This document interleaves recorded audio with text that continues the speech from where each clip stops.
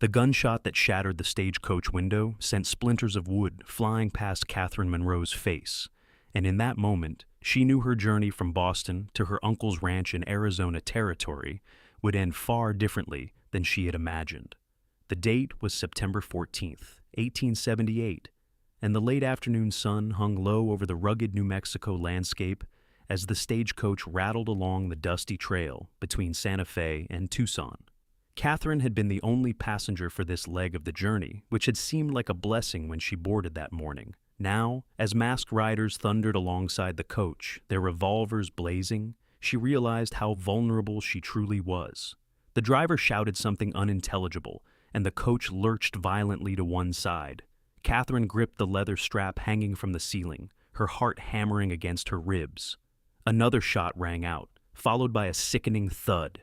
The horses screamed, and suddenly the world turned sideways as the stagecoach tilted, skidded, and came to a grinding halt in a cloud of dust.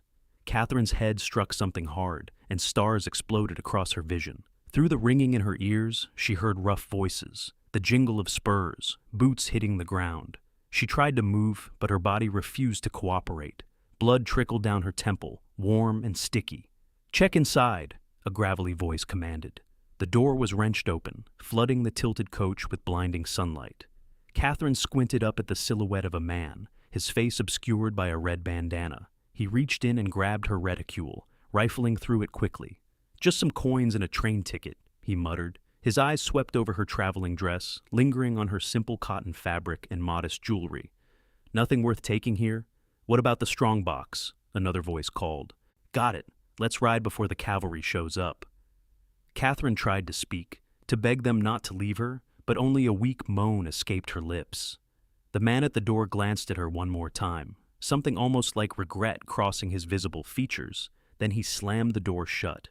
Hoofbeats thundered away into the distance, growing fainter with each passing second. Then silence fell, heavy and complete, broken only by the labored breathing of an injured horse somewhere nearby.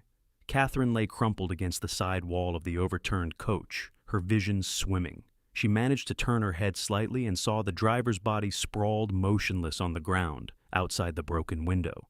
The guard who had been riding shotgun was nowhere to be seen. Terror seized her chest. She was alone, completely alone in the vast wilderness of New Mexico Territory, miles from any town or settlement. The sun was already beginning its descent toward the horizon, painting the sky in shades of orange and purple. Soon, it would be dark, and she had no idea what dangers lurked in these wild lands. She had heard stories back in Boston about mountain lions, rattlesnakes, and hostile bands of outlaws, who showed even less mercy than the ones who had just robbed the stage. Catherine struggled to sit upright, but pain lanced through her ribs, and she gasped, falling back.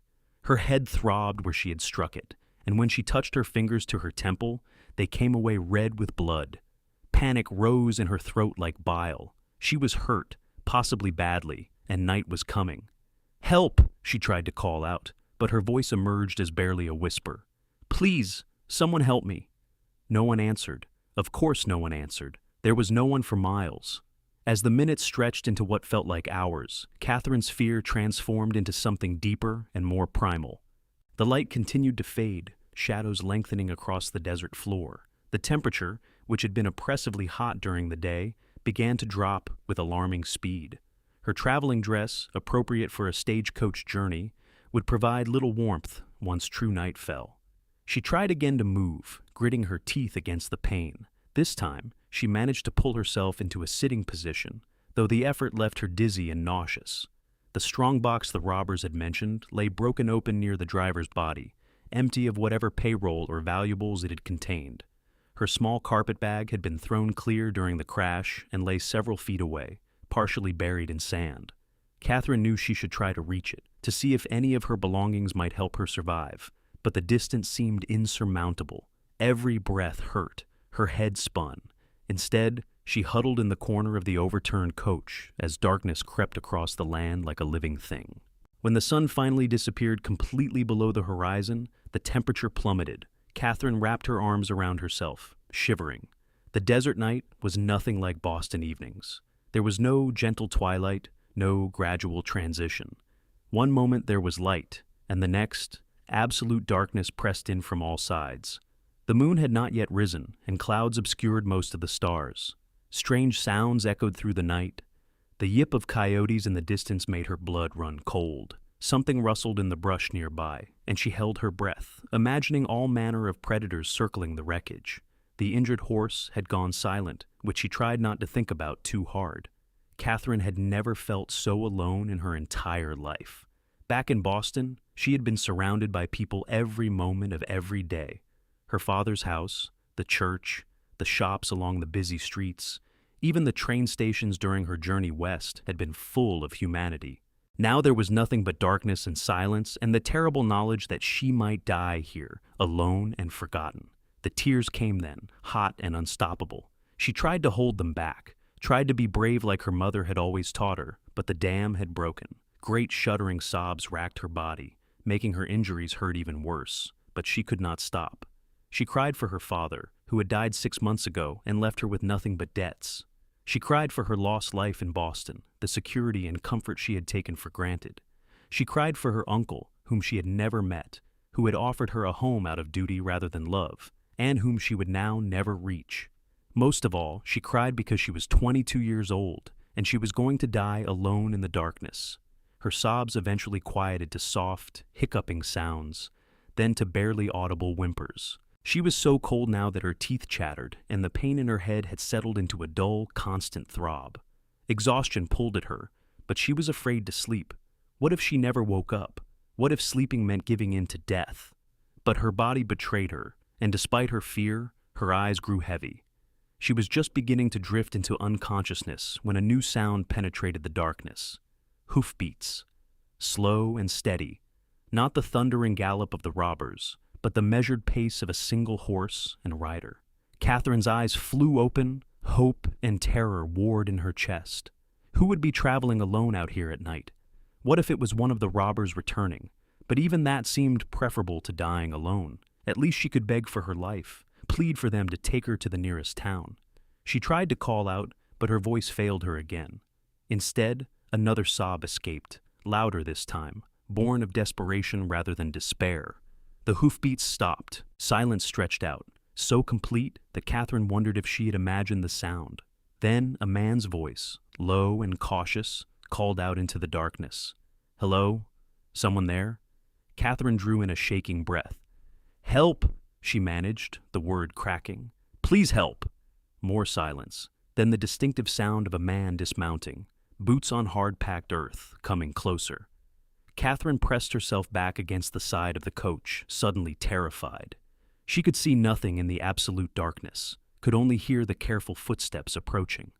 "Ma'am, you hurt?" The voice was closer now, tinged with concern rather than menace. "Yes," Catherine whispered. "The stage was robbed. They left me. Please do not hurt me." "I am not going to hurt you, ma'am. My name is James Holloway. I am going to strike a match so I can see. Do not be frightened." A moment later, light flared in the darkness. Catherine blinked against the sudden brightness and found herself looking up at a man who appeared to be in his mid-20s, with dark hair that curled slightly at his collar and eyes that reflected the matchlight with genuine concern. He wore the dusty clothes of a working cowboy, leather chaps over worn denim pants, a faded blue shirt, and a bandana tied loosely around his neck. A wide-brimmed hat shadowed his face, and a gun belt hung low on his hips. His gaze swept over the scene, taking in the overturned coach, the dead driver, and finally settling on Catherine huddled in the corner. His expression hardened when he saw the blood on her face. "Lord have mercy," he muttered. He looked back toward where his horse presumably waited. "Can you walk, ma'am?" "I do not know. I tried earlier, but everything hurts." The match burned down to his fingers, and he shook it out, plunging them back into darkness. Catherine heard him moving, then light flared again as he lit a small lantern. The warm glow pushed back the shadows, and Catherine felt some of her terror recede. James hung the lantern on a piece of the broken coach and knelt beside her. Up close, she could see his face more clearly. He had strong features, weathered by sun and wind, and a jagged scar along his left jaw. But his eyes were kind, and his hands were gentle as he reached toward her. "May I check your injuries, ma'am? I have some experience with doctoring, learned it from my mother." Catherine nodded, too exhausted to protest. James carefully examined her head wound, his touch surprisingly delicate for a man with such calloused hands. He checked her ribs next, apologizing when she winced. "I do not think anything is broken," he said finally. "But you have taken quite a knock to the head, and those ribs are badly bruised. You need proper medical attention. How long ago did this happen?" "I do not know. Hours, I think, before sunset." James's jaw tightened. "Those cowards just left you here to die." "They took the strong box. I suppose I had nothing else they wanted." Catherine's voice broke on the last word, and fresh tears spilled down her cheeks. "Hey now," James said softly. He pulled a surprisingly clean handkerchief from his pocket and gently dabbed at her tears, careful to avoid her injury. "You are safe now. I am going to get you out of here." "Where were you going?" Catherine asked, needing to hear his voice, to focus on something other than her fear and pain. "I was heading back to my ranch from Santa Fe. Had to deliver some horses to the fort there. I always take this route, even though it adds a few miles to my journey. It is safer than cutting through the canyon." He smiled slightly. "Guess Providence was watching out for both of us tonight." "Your ranch? Is it nearby?" "About 8 miles south. Too far for you to ride in your condition in the dark. There is a line shack about 2 miles west, though. It belongs to the Rocking W, but old Walter does not mind when travelers use it. We can hole up there tonight, and I will take you into Socorro in the morning. That is the nearest town with a doctor." The thought of riding anywhere, even 2 miles, filled Catherine with dread. But she knew staying here was not an option. She nodded, trying to appear braver than she felt. James stood and retrieved her carpet bag, brushing off the sand. "Is this yours? Anything else you need from the coach?" "There was a trunk strapped to the back, but I suppose the robbers took it." He walked around the coach, holding the lantern high. "No, it is still here. They must have been in a hurry. I will tie it to my saddle along with your bag." While he worked, Catherine tried again to stand. She managed to get to her feet this time, but the world tilted alarmingly, and she grabbed the coach for support. James was beside her in an instant, his arm around her waist. "Easy now. Lean on me." He was solid and warm, and Catherine found herself grateful beyond words for his presence. He helped her walk slowly toward his horse, a tall bay gelding that stood patiently ground-tied. The animal's dark eyes watched them approach with what seemed like gentle curiosity. "This is Chester," James said. "He has carried heavier loads than the two of us, and he is as sure-footed as they come. But I am going to need you to ride in front of me so I can make sure you do not fall. Is that acceptable to you, ma'am?" The impropriety of such close contact with a strange man would have scandalized Boston society, but Catherine was far from Boston now, and propriety seemed a small price for survival. "Yes, that is fine." James mounted first, then reached down and lifted Catherine with surprising ease, settling her sideways across his lap. She gasped as pain shot through her ribs, but once she was positioned, the discomfort eased slightly. He wrapped one arm securely around her waist and gathered the reins with his other hand. "Hold on to me," he instructed, "and if you start to feel faint, tell me immediately." Catherine wrapped her arms around his solid frame, too tired to feel embarrassed. He smelled of leather and wood smoke and something else, something clean and masculine that was not unpleasant. His heartbeat was steady beneath her ear, strong and reassuring. James urged Chester forward at a slow walk, carefully navigating the dark terrain. The lantern swung from the saddle horn, casting dancing shadows across the scrubland. Catherine closed her eyes and tried to focus on breathing through the pain as the horse's gait jostled her injuries. "Tell me about Boston," James said after a few minutes of silence. "I have never been east of the Mississippi." Catherine realized he was trying to distract her from her discomfort. "How did you know I was from Boston?" "Your accent. Plus, you have that look about you. City bred." He said it without judgment, merely stating a fact. "Is it that obvious?" She felt rather than saw his smile. "Out here, yes, but that is not a bad thing, just different. So, what brings a Boston lady to New Mexico territory?" Catherine explained about her father's death, the debts that had consumed his estate, and her uncle's grudging offer to take her in. "I have never met him. He is my mother's brother. They had some falling out years ago, before I was born. But he is a rancher near Tucson, and he said he could use help managing his household. I suppose that means I will be little more than an unpaid housekeeper, but it is better than the alternatives available to me in Boston." "What alternatives were those?" Marriage to a man 3 times my age who wanted a young wife to nurse him in his declining years, or work in a factory, or worse. James was quiet for a moment. I am sorry. That must have been difficult. His simple sympathy brought tears to Catherine's eyes again. She blinked them back, determined not to cry anymore. What about you? How did you come to have a ranch in New Mexico? My father claimed the land about 15 years ago, before the war. He built it up from nothing, running cattle and breaking horses. He died 5 years back, kicked by a stallion. Left the ranch to me and my brother Daniel. We run about 200 head of cattle and breed horses for the cavalry and ranchers throughout the territory. Your brother helps you run the ranch? When he is around. Daniel has a wandering spirit. He heads off for months at a time, always looking for the next adventure. But he comes back eventually, usually when he is broke or in trouble. There was affection in James's voice, despite his words. What about you? Any siblings? No, I was an only child. My mother died when I was 12. So, you have been alone for a while now. Catherine had never thought of it that way, but he was right. Even when her father was alive, he had been distant and preoccupied with his failing business. Yes, I suppose I have been. They fell into companionable silence as Chester picked his way across the landscape. The clouds had cleared somewhat, and moonlight now silvered the desert, making it easier to see. Catherine found herself relaxing despite her pain, lulled by the rhythm of the horse's gait and the security of James's arm around her. She must have dozed because she jerked awake when Chester stopped. James steadied her, his grip gentle but firm. We are here, he said.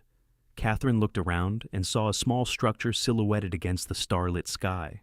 It was little more than a shack, built of rough-hewn logs and adobe, but it looked like a palace to her exhausted eyes. James dismounted and lifted her down carefully. Her legs nearly buckled, but he kept his arm around her, supporting most of her weight as he led her to the door. It opened with a creak, and he settled her on a rough bench just inside before going back for the lantern. The light revealed a single room, sparsely furnished but clean. There was a small pot-belly stove in one corner, a rough table with 2 chairs, and a narrow bed frame with a thin mattress. Shelves held a few basic supplies, and firewood was stacked neatly beside the stove. Not much, but it is shelter, James said. He got the stove going quickly, and soon warmth began to fill the small space. There should be some coffee and beans here. Are you hungry? Catherine shook her head. The thought of food made her stomach turn. Just cold and tired. Let me clean that wound first. James retrieved a canteen from his saddle and poured water into a tin cup. He found a relatively clean cloth among the supplies and wet it, then knelt in front of Catherine. This might sting. He cleaned the blood from her face with careful precision, his brow furrowed in concentration. This close, Catherine could see the fine lines around his eyes, evidence of years spent squinting against the sun. His hands, though rough and scarred, moved with surprising gentleness. You have done this before, she observed. Like I said, my mother taught me. She was the closest thing to a doctor we had out here for years. People would come from miles around when they were hurt or sick. She could set bones, deliver babies, treat fevers. She saved a lot of lives. His voice held deep respect and love. Where is she now? She died 3 years ago. Cholera swept through the territory that summer. She was helping nurse others when she caught it herself. He finished cleaning Catherine's wound and sat back on his heels. The cut is not deep, but head wounds always bleed something fierce. You will likely have a nasty bruise and a headache for a few days, but I think you will be fine. Thank you for everything. If you had not come along when you did, she could not finish the sentence. But I did come along. Try not to dwell on what might have been. He stood and crossed to the bed, examining the thin mattress critically. This is not much, but it is better than the ground. You should rest. What about you? I will be fine on the floor. I have slept in worse places. Catherine wanted to protest, but exhaustion overwhelmed her objections. James helped her to the bed and removed her shoes, then covered her with a blanket he found in a trunk. The mattress was lumpy and smelled of dust, but to Catherine it felt like heaven. She was asleep before James even finished spreading his bedroll on the floor. She woke several times during the night, disoriented and frightened, until she remembered where she was. Each time she heard James moving quietly about the cabin, tending the fire or checking the door. His presence was reassuring, and she drifted back to sleep, knowing she was safe. When dawn light filtered through the cracks in the walls, Catherine opened her eyes to find James already awake, boiling coffee on the stove. He looked up and smiled when he saw her watching him.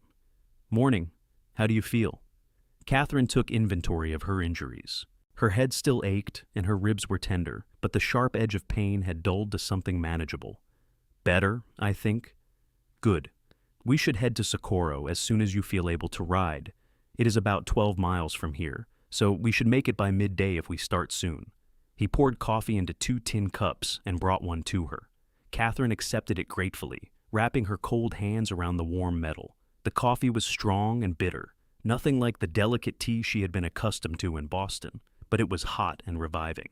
"I do not suppose you have any idea who robbed the stage?" James asked, settling onto one of the chairs with his own coffee. "They wore masks, red bandanas over their faces. There were 4 or 5 of them, I think. Everything happened so fast." "Red bandanas," James frowned. "That sounds like the Garrett gang. They have been hitting stages in small banks throughout the territory for the past 6 months. The law has not been able to catch them yet." "They killed the driver, and the guard, I think, though I never saw his body." "I know. I buried them both last night after you fell asleep. Could not leave them for the scavengers." He took a long drink of his coffee. "I will report it to the sheriff in Socorro. Maybe he can finally do something about those outlaws." After they finished their coffee, James saddled Chester and helped Catherine mount. She was steadier this morning, though still weak. He swung up behind her and wrapped his arm around her waist again, and they set off across the desert as the sun climbed higher in the cloudless sky. The ride to Socorro was longer than Catherine expected, and by the time the town's buildings appeared on the horizon, she was exhausted and aching. But she was also fascinated. She had never seen a western town before, and Socorro was quintessentially frontier. The main street was wide and dusty, lined with false-fronted buildings. Horses and wagons crowded the hitching posts, and people went about their business with a purposeful energy Catherine found both foreign and exciting. James guided Chester to a stop in front of a building with a sign that read, "Dr. Samuel Bridger, Physician." He dismounted and lifted Catherine down, steadying her when she swayed. "Let us get you looked at properly," he said. The doctor was a middle-aged man with kind eyes and gentle hands. He examined Catherine thoroughly, confirming James's assessment that nothing was broken. He cleaned her wound again, applied a salve, and gave her a small bottle of laudanum for the pain. "You were very lucky, young lady," Dr. Bridger said. "A few inches to the left, and that head wound could have been fatal. And lucky that this young man found you when he did. Another night in the cold could have led to pneumonia or worse." "I know," Catherine said softly, glancing at James, who stood by the door looking uncomfortable with the praise. After paying the doctor, James escorted Catherine to the hotel. "You need proper rest and food. I will get you a room here, and then go report the robbery to the sheriff." "But I have very little money," Catherine protested. "The robbers took most of what I had." "Do not worry about that now. We will figure it out." The hotel clerk, a thin man with an impressive mustache, looked up as they entered. His gaze swept over Catherine's disheveled appearance with barely concealed disapproval, but his expression changed when James fixed him with a hard stare. "The lady needs a room, your best one, and send up hot water for a bath and a meal." "Of course, Mr. Holloway. Right away." The clerk's demeanor shifted immediately to obsequious courtesy. James took Catherine's elbow and guided her up the stairs to a room on the 2nd floor. It was simple but clean, with a real bed, a washstand, and a window that looked out over the main street. "I will be back in a few hours," James said from the doorway. "Lock the door behind me and do not open it for anyone but me or the hotel staff. Understood?" "Yes, James?" He paused, looking back at her. "Thank you for everything." He tipped his hat, a slight smile playing at the corners of his mouth. "Rest, Catherine. You have had quite an ordeal." After he left, Catherine locked the door as instructed and sank onto the bed. True to the clerk's word, a boy soon brought up a large tub and buckets of steaming water, followed by a tray laden with beef stew, fresh bread, and apple pie. Catherine forced herself to eat, though her stomach was still unsettled, then gratefully lowered herself into the bath. The hot water eased her aching muscles and soothed her bruised ribs. She washed the dust and blood from her hair, being careful around her injury, and scrubbed her skin until it was pink and clean. When she finally emerged from the tub, she felt more human than she had since the robbery. She dug through her carpet bag and found a clean dress, a simple green calico that had somehow survived the ordeal relatively unscathed. She was just finishing pinning up her hair when a knock sounded at the door. "Who is it?" she called. "James." She opened the door to find him standing in the hallway, his hat in his hands. He had cleaned up as well, she noticed. His face was freshly shaved, and he wore a clean shirt, though his pants and boots were still dusty from the trail. "I spoke with the sheriff," he said. "He is going to send a wire to the marshal's office in Santa Fe about the Garrett gang. He asked if you could come by later and give a statement." "Of course. Did he think they would be caught?" James's expression was grim. He did not seem hopeful. They have been operating with impunity for months. The law is spread thin out here, and outlaws know it. Catherine sank into the chair by the window, suddenly feeling very tired again. "What am I going to do, James? I have no money to continue my journey to Tucson. I cannot even pay you back for this room or the doctor." James was quiet for a long moment. Then he pulled the other chair over and sat facing her, his forearms resting on his knees. "I have a proposition for you. Hear me out before you answer." Catherine looked up, meeting his steady gaze. "My ranch, like I told you, is about 20 miles south of here. It is not much, just me and Daniel when he is around, and a few hired hands who come and go. The house is decent, built by my father from good timber. But it is missing something." He paused, seeming to choose his words carefully. "It is missing a woman's touch. Since my mother died, it has felt more like a bunkhouse than a home. I do not understand. Are you offering me employment?" "In a manner of speaking, I need someone to manage the household, do the cooking and such. In exchange, I can offer you room and board and a small wage. It is not much, and the work would be hard, but it is honest. And when you have saved enough, or if your uncle still wants you, I will personally escort you to Tucson." Catherine studied his face, looking for any hint of improper intentions, but she saw only sincerity. Still, the offer was highly irregular. "James, I barely know you, and for me to live in your house, with no chaperone, the scandal would be enormous.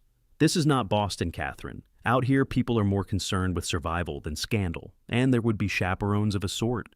Daniel comes and goes, and the hired hands are around most days. Besides, I am not suggesting anything improper. You would have your own room, your own space.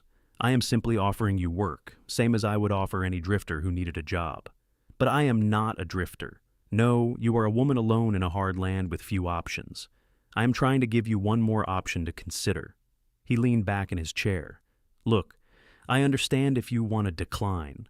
I can stake you enough money to continue to Tucson, if that is what you prefer. But my offer stands, if you want it." Catherine turned to look out the window at the dusty street below. What were her options, really?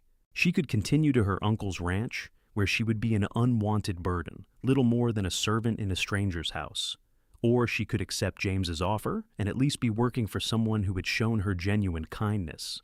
There was also something else, something she was almost afraid to acknowledge.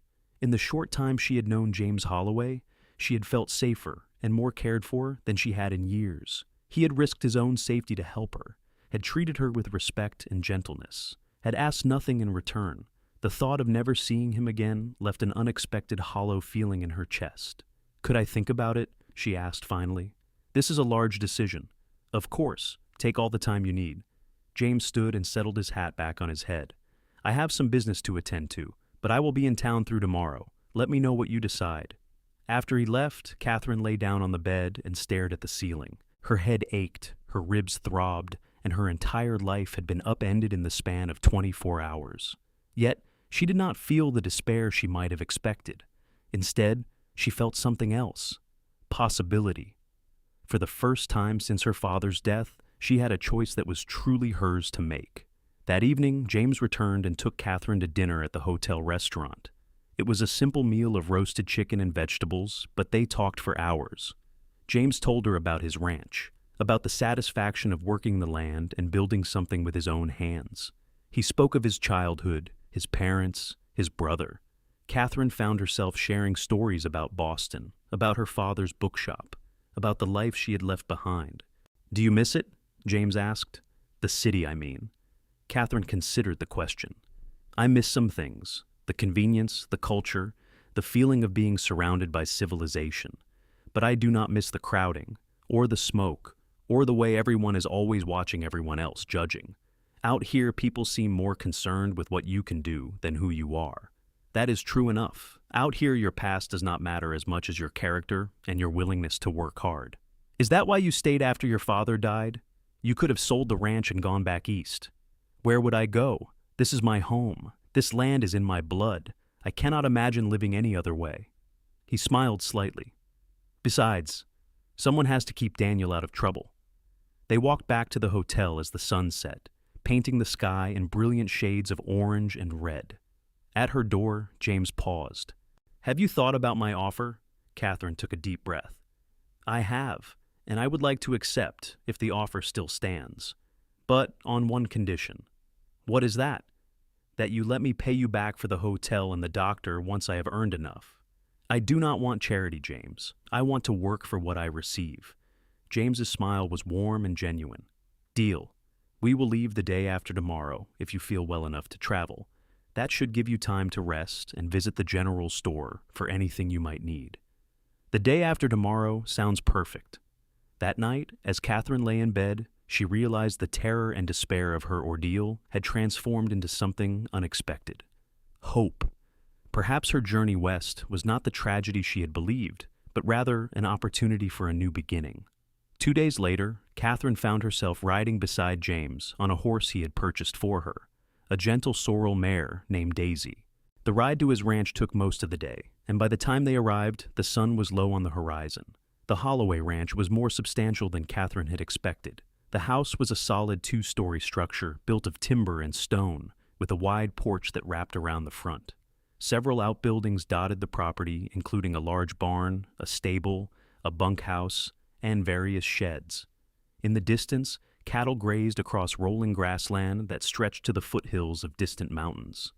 It is beautiful, Catherine said, and she meant it. There was something honest and real about this place, something that spoke to a part of her she had not known existed. Thank you. My father put his whole heart into this land. James dismounted and helped Catherine down. Come on, I will show you the house. Inside, the house was spacious, but clearly lacking a woman's care, exactly as James had described. The main room served as both kitchen and living area, with a large stone fireplace dominating one wall. The furniture was handmade and sturdy, but sparse. Stairs led to the second floor where, James explained, there were 4 bedrooms. You can have the room at the end of the hall. It was my mother's sewing room, so it has good light and a nice view of the mountains. I will bring your things up.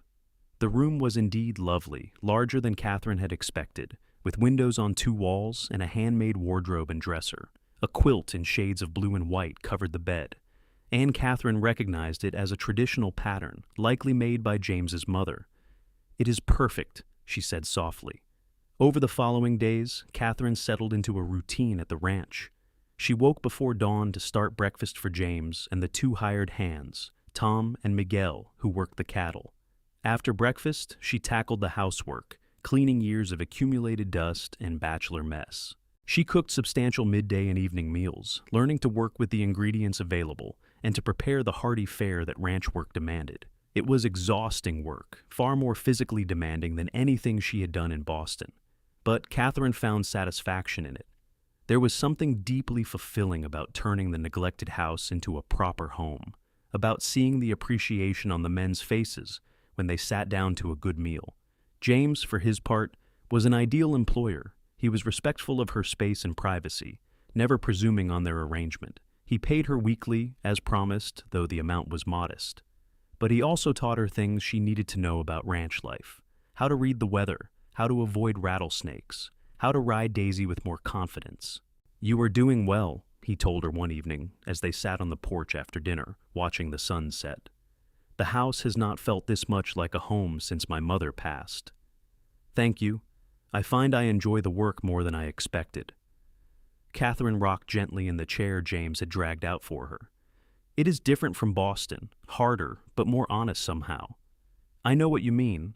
Out here you see the direct results of your labor. You work hard, and things get done. You slack off, and everything falls apart. They fell into comfortable silence, listening to the sounds of the ranch settling for the night. Cattle lowed in the distance, horses whickered in the stable, and somewhere an owl hooted. The stars were beginning to emerge, impossibly bright and numerous in the clear desert sky. "James, can I ask you something?" "Of course.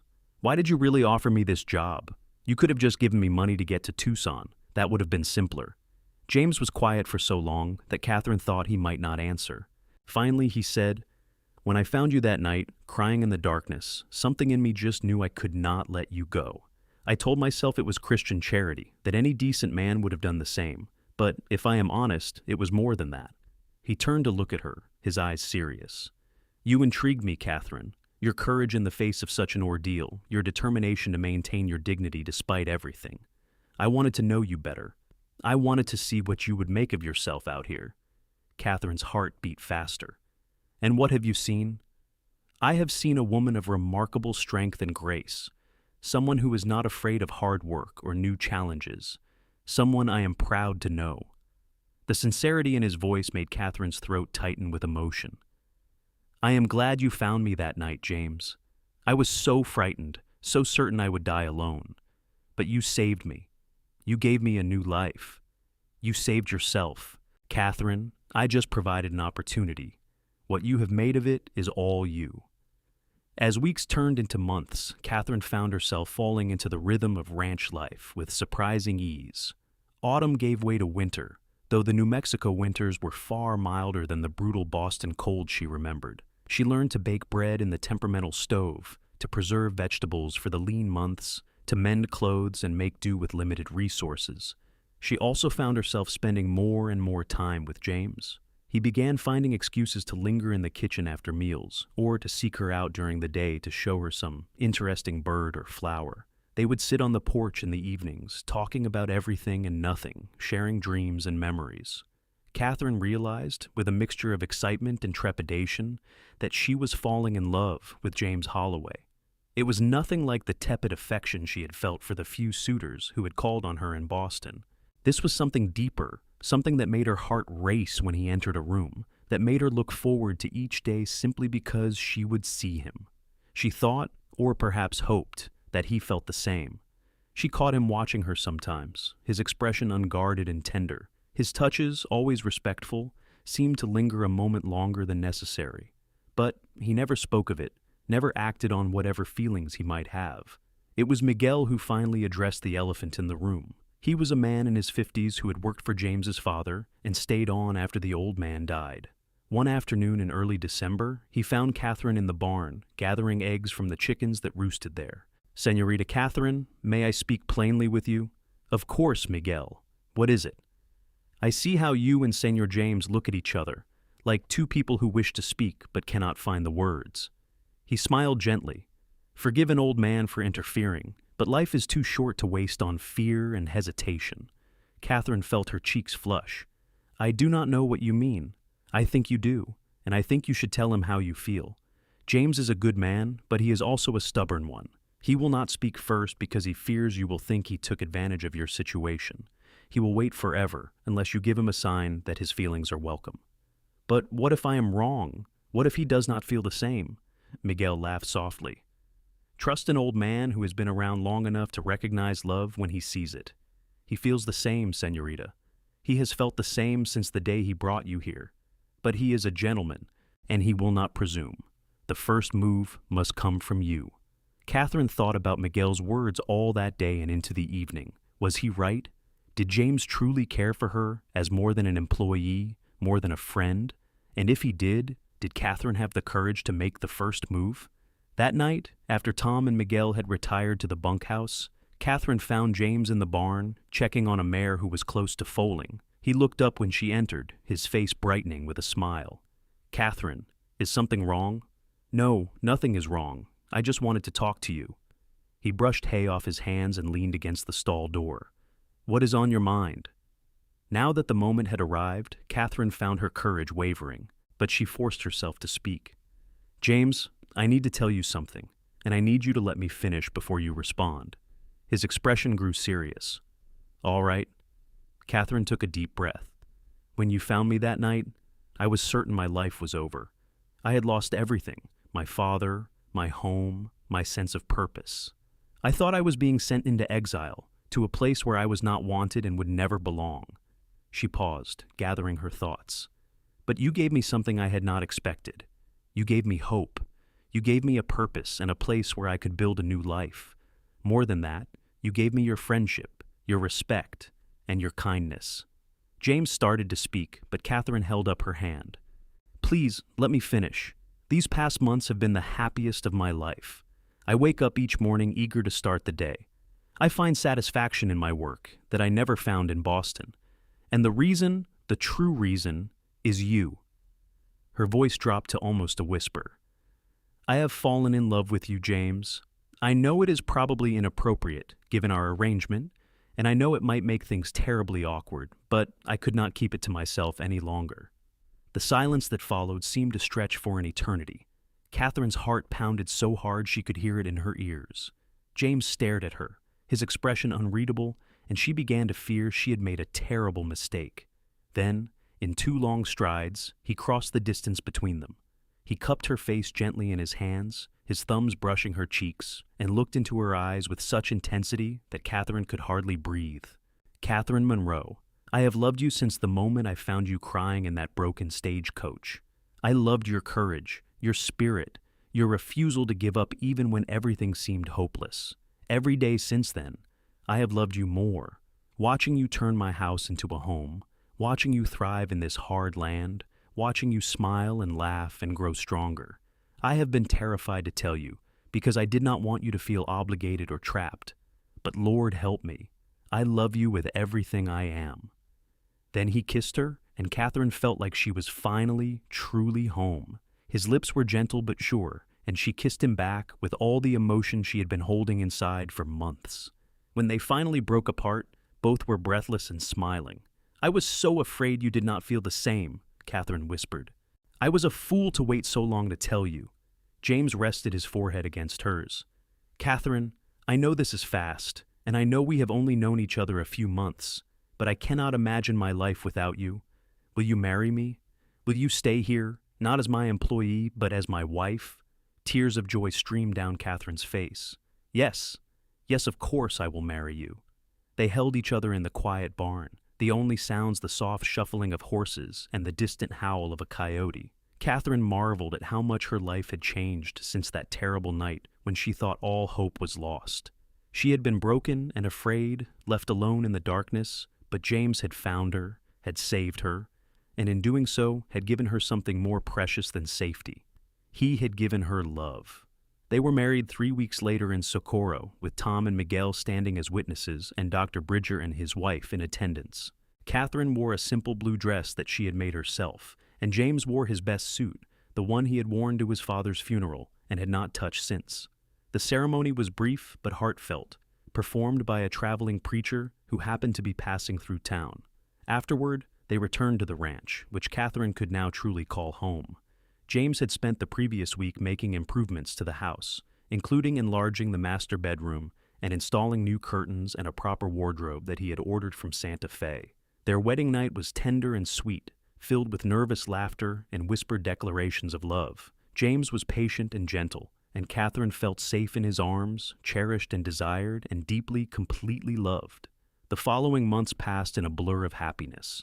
Catherine threw herself into making the ranch as successful as possible, expanding the vegetable garden, improving the chicken coop, even learning to help with some of the lighter ranch work. James taught her to shoot, insisting that she needed to be able to protect herself when he was out on the range. I will not always be here, he said one afternoon as they practiced with tin cans set up on fence posts. You need to know how to handle a gun, just in case. Catherine proved to be a decent shot, much to her own surprise. The first time she hit a target dead center, she let out a whoop of triumph that made James laugh with delight. Spring arrived with a riot of wildflowers across the grasslands.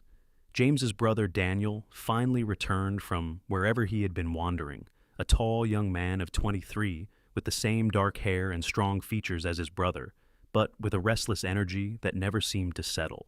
So you are the woman who finally got James to settle down properly, Daniel said when James introduced them. His grin was infectious. I thought he would be a bachelor forever.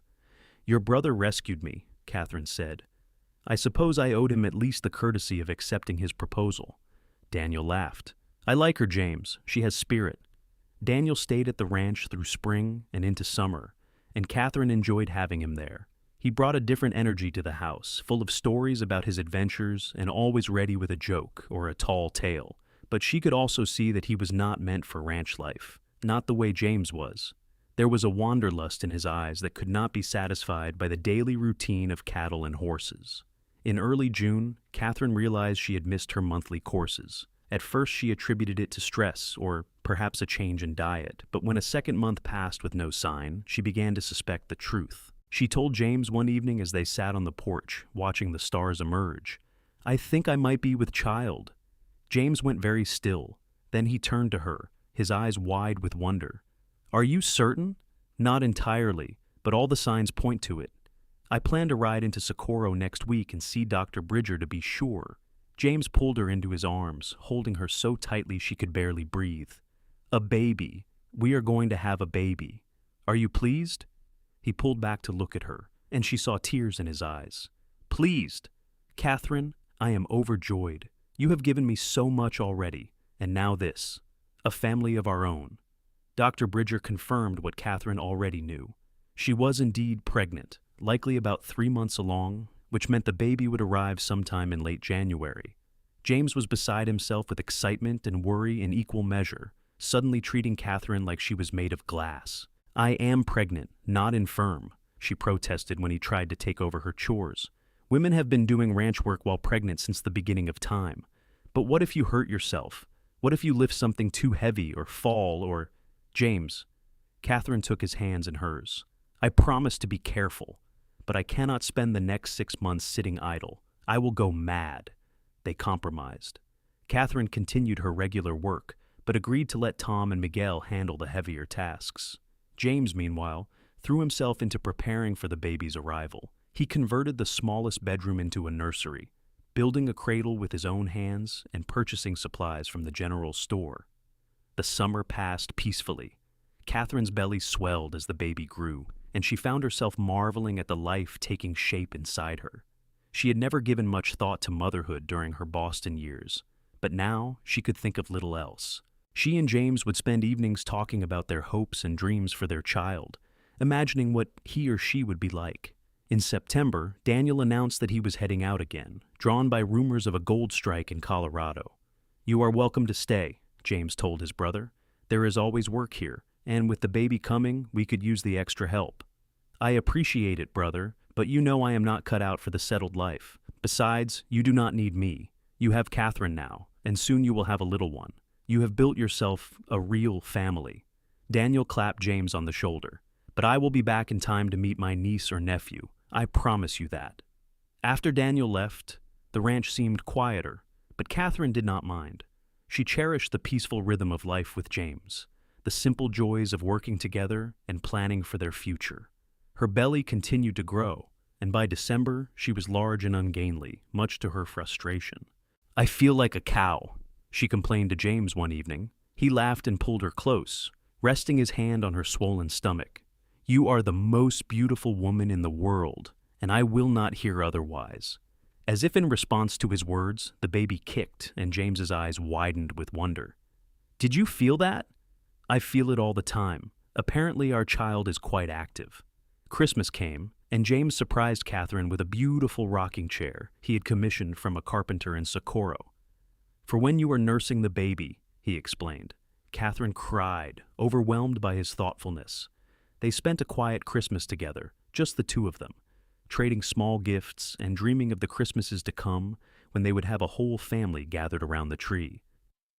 On January 28, 1879, Catherine's pains began just after dawn. James immediately rode for Socorro to fetch Dr. Bridger, while Tom and Miguel's wife, Maria, who had come to stay at the ranch for this very purpose, helped Catherine prepare. The birth was long and difficult, lasting well into the night, but finally, just as the clock struck midnight, Catherine gave birth to a healthy baby boy. When Dr. Bridger placed the squalling infant in her arms, Catherine felt a love so fierce and immediate that it took her breath away. The baby had a shock of dark hair and his father's strong features, even in miniature. James, who had been pacing anxiously downstairs, burst into the room the moment he heard the baby's cry. He stopped short at the sight of Catherine holding their son, tears streaming down his face. "A boy," she said softly. "We have a son, James." He crossed to the bed and carefully took the baby in his arms, holding him with a mixture of terror and wonder. "He is perfect. You are perfect." He looked at Catherine with such love that she felt tears spring to her own eyes. "Thank you. Thank you for this gift, for our family, for everything." They named him Thomas James Holloway, after James's father. Tom, as they called him, was a healthy, lusty baby who demanded attention and gave it right back in the form of sweet smiles and curious eyes. Catherine had never known it was possible to feel so much love for such a tiny person. Daniel returned in March as promised and fell instantly in love with his nephew. "He is going to be a heartbreaker just like his uncle," Daniel declared, earning an eye roll from James. Life settled into a new rhythm, busier than before, but filled with joy. Catherine divided her time between caring for Tom and managing the household, while James continued working the ranch with renewed vigor, driven by his desire to build a secure future for his family. As Tom grew from infant to toddler, Catherine marveled at how complete her life had become. Sometimes, when she held her son in the rocking chair James had made, watching the sun set over the mountains, she would think back to that terrible night when she had been alone in the darkness, certain her life was over. She had been so wrong. Her life had not been ending that night. It had been beginning. The Stagecoach robbers had left her with nothing, stripped away everything she thought defined her. But in doing so, they had forced her to discover who she truly was. And James, by following her soft crying through the darkness, had not just saved her life. He had given her a new one, better and fuller than she could have ever imagined. 2 years later, Catherine gave birth to a daughter, whom they named Sarah Rose. She had her mother's delicate features and her father's steady temperament. Tom was initially suspicious of the tiny interloper, but soon became fiercely protective of his baby sister. The ranch prospered under James's careful management and Catherine's domestic expertise. They expanded their cattle herd and developed a reputation for breeding quality horses. Tom and Miguel stayed on, becoming not just employees but family. Even Daniel, though he still wandered, began to stay for longer stretches, drawn by the happiness and stability his brother had built. On September 14th, 1882, exactly 4 years after the Stagecoach robbery, Catherine and James took an evening ride out to the spot where they had first met. The overturned coach had long since been salvaged or weathered away, but Catherine could still picture exactly where it had been. "Hard to believe it has been 4 years," James said, dismounting and helping Catherine down from Daisy. "4 years since you saved my life. 4 years since you changed mine." James pulled her close, and they stood together watching the sunset, just as they had that first night. "I think about that night sometimes, about what would have happened if I had taken the shorter route through the canyon like I usually did, about how easily we could have missed each other entirely. But we did not miss each other. You found me. You followed my crying through the darkness, and you found me. Best decision I ever made." James kissed her softly. "You know, when I first saw you, even hurt and frightened as you were, I thought you were the most beautiful thing I had ever seen. But you are even more beautiful now, Catherine Holloway. More beautiful with every passing day." That is the child talking. I am actually getting older, you know. Age has nothing to do with it. You are beautiful because you are happy, because you are loved, because you are exactly where you belong. He rested his forehead against hers. "I love you, Catherine. I will love you until the day I die, and beyond. And I love you, James. Always and forever." As they rode back to the ranch, Catherine thought about all the things that had happened since that terrible night. The fear and pain had been real, but so had the courage she discovered within herself. The journey had been difficult, but it had brought her to this place, to this man, to this life she had built from nothing. She thought about the robbers who had left her in the darkness, never knowing or caring what became of her. They had taken her money and her security, but they could not take what really mattered. They could not take her strength, her capacity for love, her ability to build a new life from the ashes of the old. And most importantly, they could not prevent James from finding her, from following her soft crying through the darkness and saving her in every way a person could be saved. By the time they reached the ranch, full darkness had fallen, but every window glowed with warm lamplight, and Catherine could see Tom's face pressed against the glass, watching for their return. Sarah would be sleeping upstairs in her cradle, and Maria would be tidying up the kitchen. The house was full of life and love and laughter. James helped Catherine dismount, and they walked hand in hand to the porch. Before going inside, Catherine paused to look up at the stars, the same stars that had watched over her that terrible night 4 years ago. "Thank you," she whispered, not sure if she was speaking to God or fate or the universe itself. "Thank you for bringing me here. Thank you for James. Thank you for this life." James squeezed her hand, understanding without words what she felt. Then they went inside together, closing the door on the darkness outside and embracing the warmth and light within. The years continued to unfold with the steady rhythm of ranch life. Tom grew into a strong, capable boy who idolized his father and followed him everywhere. Sarah blossomed into a bright, curious child who asked endless questions about everything she saw. In 1885, Catherine gave birth to another son, whom they named Daniel, after James's brother. And in 1888, their family was completed with the arrival of twin girls, Emma and Grace. The ranch house, which had once seemed so empty, was now filled to bursting with life. Catherine's days were a whirlwind of cooking, cleaning, teaching, and loving.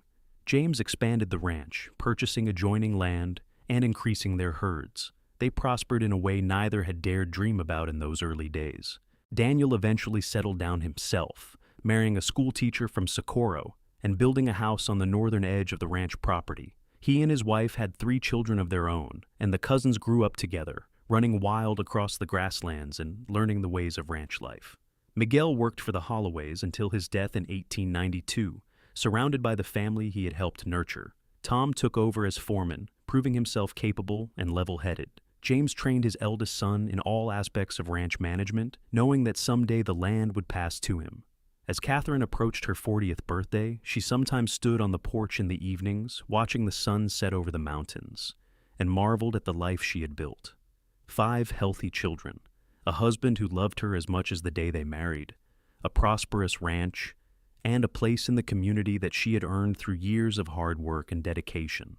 The respectable women of Socorro, who had once whispered about the impropriety of Catherine living alone at the Holloway Ranch, now sought her advice and friendship. She had become a pillar of the community, known for her kindness, her strength, and her ability to manage both a household and a ranch with equal skill.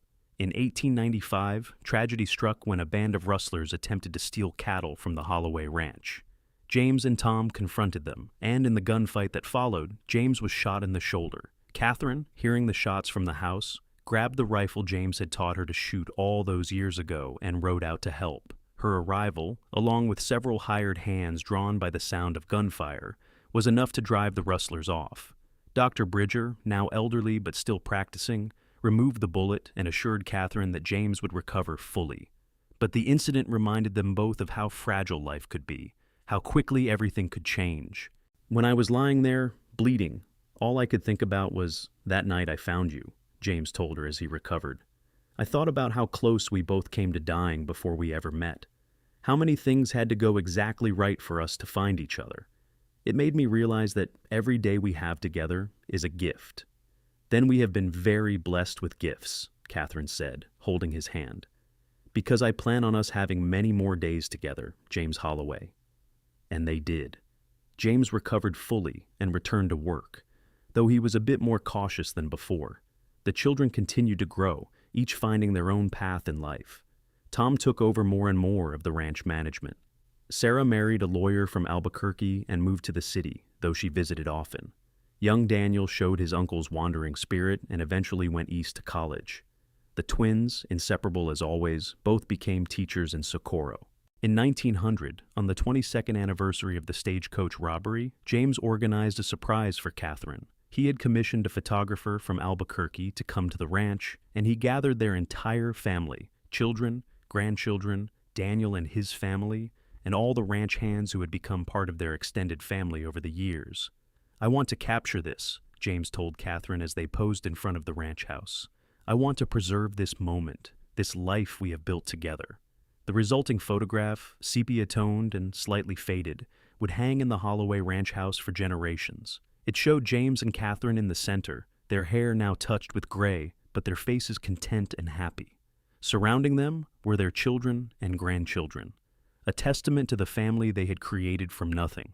That evening, after everyone had gone to bed, James and Catherine sat on the porch as they had done countless times over the years. The night was clear and cool, the stars brilliant overhead. "Do you ever regret it?" James asked suddenly. "Staying here, I mean. Do you ever wonder what your life would have been like if you had continued to Tucson, or if you had somehow made it back to Boston?" Catherine thought about the question seriously.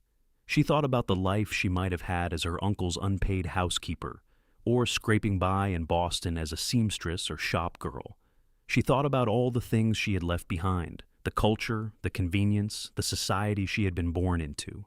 Then she looked at the ranch house, still glowing with lamplight even late into the evening. She thought about her children sleeping upstairs, about the grandchildren who would visit tomorrow. She thought about the years of happiness, the challenges overcome, the life built with her own hands and heart. "No," she said finally, "I do not regret a single moment. This life, here with you, is everything I never knew I wanted. Every hardship, every struggle, every moment of fear or pain was worth it because it brought me here." James pulled her close, and they rocked gently together, listening to the sounds of the ranch settling for the night. "I followed your crying through the darkness," James said softly, "and I found the greatest treasure of my life." "And I was lost and alone in the darkness," Catherine replied, "until you found me and brought me home." They sat together under the stars, two people who had found each other against all odds and built a life that exceeded every expectation. The stagecoach robbers had left Catherine alone in the dark, thinking they were leaving her to die. Instead, they had set in motion a chain of events that led to more life, more love, and more happiness than she had ever imagined possible. As Catherine and James grew older, they began to slow down, as all people must.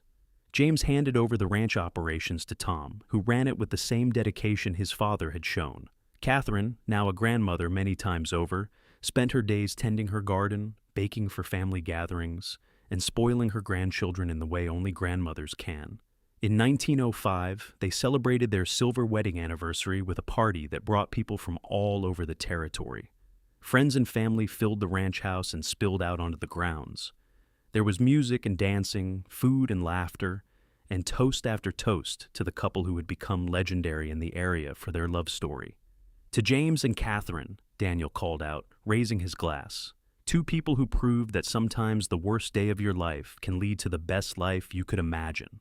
Everyone drank to that, and Catherine felt tears in her eyes. She looked around at the faces of the people she loved, at the home she had made, at the legacy she and James were leaving. It was more than she had ever dreamed possible.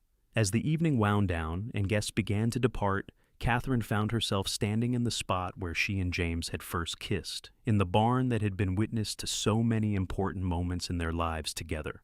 James found her there, as she knew he would. Even after 25 years of marriage, he could still read her moods, still knew when she needed him close. "What are you thinking about?" he asked, wrapping his arms around her from behind. "Everything. Nothing. How grateful I am. How blessed we have been." She turned in his arms to face him. "I was just remembering the night in this barn when I told you I loved you. Do you remember?" "I remember every detail. I remember how terrified I was that you would reject me, how my heart nearly burst when you said yes to my proposal." He cupped her face tenderly. "I would live through all of it again, every hardship and struggle, just to have you in my arms like this. We have had a good life, Haven, not we? The best life, better than I ever hoped for." They stood together in the quiet barn, holding each other as they had done so many times before. Outside, the party continued without them, but in this moment, it was just the two of them, just as it had been in the beginning. The years continued to pass. Catherine and James grew old together, their bodies slowing, but their love never diminishing. They became great-grandparents, watching their family tree branch and grow in ways that filled them with pride and joy. On September 14th, 1910, 32 years to the day after the Stagecoach robbery, James woke Catherine before dawn. "Come with me," he said. I have something to show you." Despite her confusion, Catherine dressed and followed him out to where two horses stood saddled and ready. They were older now, their joints stiff and their movements slower, but they could still ride. James led her out to the spot where they had first met, where the stagecoach had crashed all those years ago. The sun was just beginning to rise, painting the sky in shades of pink and gold. "I wanted to watch the sunrise with you here," James explained, "right where our life together began. I wanted to thank you again for taking a chance on a rough cowboy who did not know the first thing about romance or courtship. I wanted to tell you that you are still the most beautiful thing I have ever seen. And I wanted to promise you, one more time, that I will love you until my last breath." Catherine felt tears streaming down her face. "Oh, James, I should be thanking you. You saved my life that night, in every possible way." "We saved each other, Catherine. We built this life together, and I would not change a single moment of it." They sat together on the ground, watching the sun rise over the land they loved, holding hands as they had done for over 3 decades. And as the light spread across the desert, Catherine thought about how darkness and light were always intertwined, how the darkest moments of her life had led to the brightest happiness she had ever known. James lived to see his 75th birthday, passing peacefully in his sleep in 1918, with Catherine holding his hand. She mourned him deeply, as was proper, but she did not regret their life together for even a moment. She had been blessed beyond measure, and she knew it. Catherine lived another 8 years without James, surrounded by her children and grandchildren and great-grandchildren. She remained at the ranch, unable to imagine living anywhere else. Tom and his wife cared for her lovingly, making sure she wanted for nothing in her final years. On a warm evening in September 1926, Catherine sat on the porch in the rocking chair James had made for her so many years ago. She was 90 years old, and her body was tired, ready for rest, but her mind was clear and her heart was full. As the sun set over the mountains, painting the sky in brilliant colors, Catherine closed her eyes and smiled. She could almost hear James's voice calling to her through the darkness, just as he had that night so long ago. She could almost feel his arms around her, solid and safe and real. "I am coming, my love," she whispered to the gathering darkness. "I followed you through life, and now I will follow you into whatever comes next." Her family found her the next morning, still seated in her rocking chair, a peaceful smile on her face. In her lap was the handkerchief James had used to dry her tears that first night they met, carefully preserved all these years, and clutched in her hand was a small wooden carving James had made for her on their first anniversary, a horse and rider emerging from darkness into light. Catherine Monroe Holloway was laid to rest beside her husband in the small cemetery on the ranch. Their children and grandchildren and great-grandchildren mourned her passing, but they also celebrated her life, a life that had been rich and full and blessed beyond measure. The ranch continued to thrive under the management of their descendants. The house James had built still stood strong, and the legacy of love he and Catherine had created lived on in every generation. And sometimes, on quiet evenings when the stars shine bright over the New Mexico desert, people say you can still feel their presence on the ranch. The love of a cowboy who followed soft crying through the darkness and found his destiny. The courage of a woman who lost everything and gained a life beyond her wildest dreams.